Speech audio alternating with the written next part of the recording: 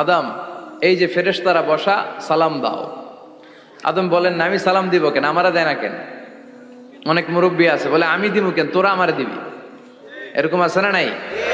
না, সালাম সবাই সবাইকে দিবেন।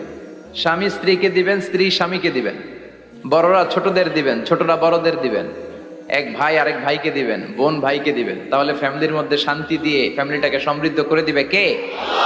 কারণ সালাম অর্থই শান্তি। সালাম অর্থ কি? ফ্যামিলির মধ্যে আমাদের এই সালামের প্রচলন নাই। বিশ্বনবী সাল্লাল্লাহু আলাইহি ওয়াসাল্লাম স্ত্রীদেরকে আগে সালাম দিতেন, সাহাবাদেরকে আগে সালাম দিতেন। মা আয়েশা বলেন, এত বছর বিশ্বনবী সংসার করলাম, একদিনও আগে সালাম দিতে পারি নাই। সবসময় বিশ্বনবী আমাকে আগে সালাম দিয়ে দিতেন। তো সাইয়েদনা আদমকে সৃষ্টি করার পরে আল্লাহ বললেন, আদম সাল্লিম আলা উলাইকান নাফার, বুখারীর বর্ণনা, ফেরেশতাদের এই দলটাকে তুমি সালাম দাও। সাইয়েদনা আদম আলাইহিস সালাম